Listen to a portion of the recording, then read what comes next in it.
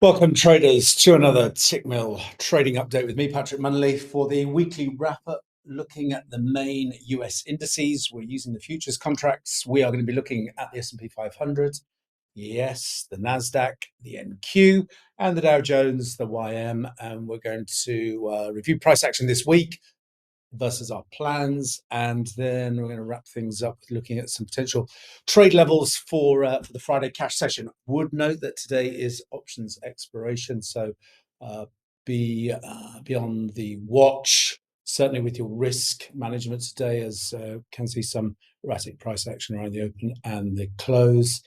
And I would say that from a statistical perspective, these options expirations tend to have a slightly negative slant to them. Obviously, we've seen a very positive reaction in terms of the market since midweek, but just be cognizant of that as we head into the cash trading session. So, starting with the S&P 500, the E-mini futures contract on the 4-hour time frame, we were watching the bull bear zone again. We had that 47.70, 47.60, which has been in play now for a couple of weeks as our support area.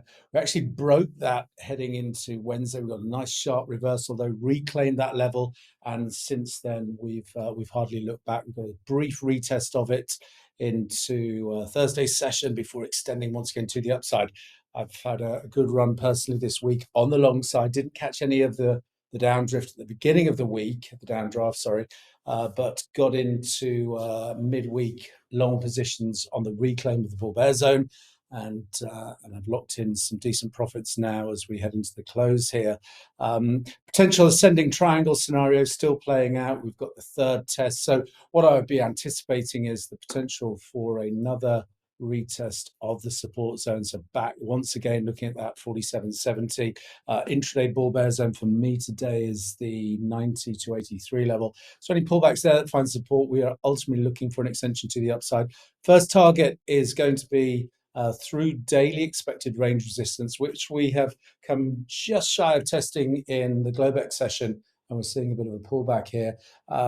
We're looking at 48.70s, 48.60s. I would anticipate potential for some profit taking there, but as pullbacks then remain supported by this 48.40s, we look for further upside. The technical objective, if this is an ascending triangle scenario from a technical perspective, we will be looking for a move up to the 49.80s as the technical upside objective. But certainly I'd be paying attention to the 48.70s, 48.60s.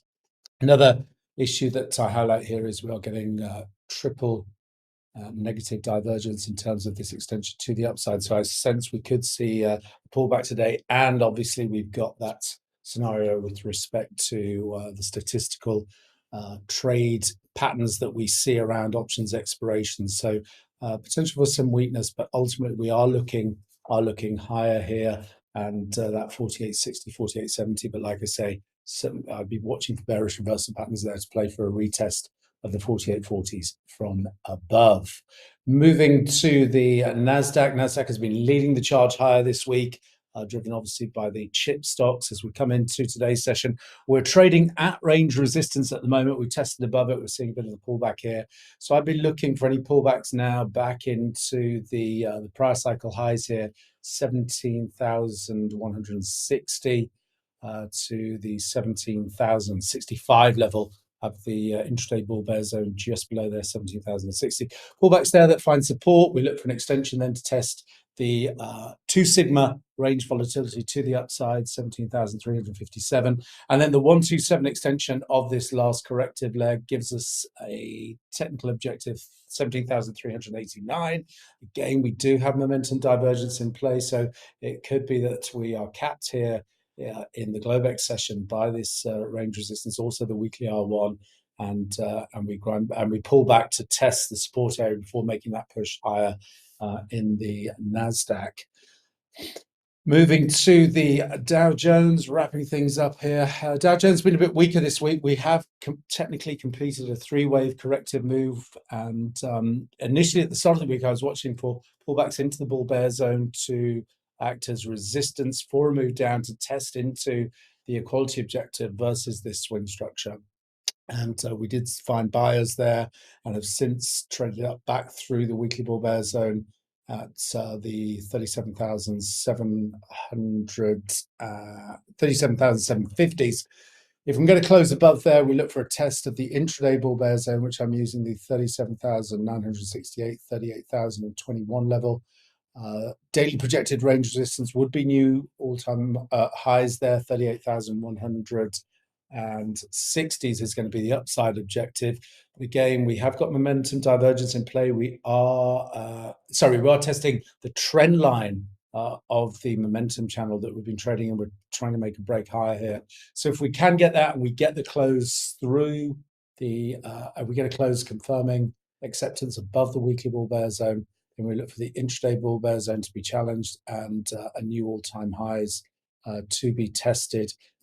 But again, just be cognizant of the potential for a little bit of softness today, given that options expiration trading pattern. We've also got some ascending trend lines that we want to pay attention to as well. This one coincides with the 2 sigma move, giving that 38,388. Let's go back to the Nasdaq quickly before we wrap things up here. We've got a similar scenario here with the Nasdaq. Let's bring this in. So the Nasdaq one comes in above the 2 sigma. Certainly a level I'll be paying attention to into next week, 17,440s. Let's see, do we have one with the ES? Yes, we do. So let's just draw this in for you guys.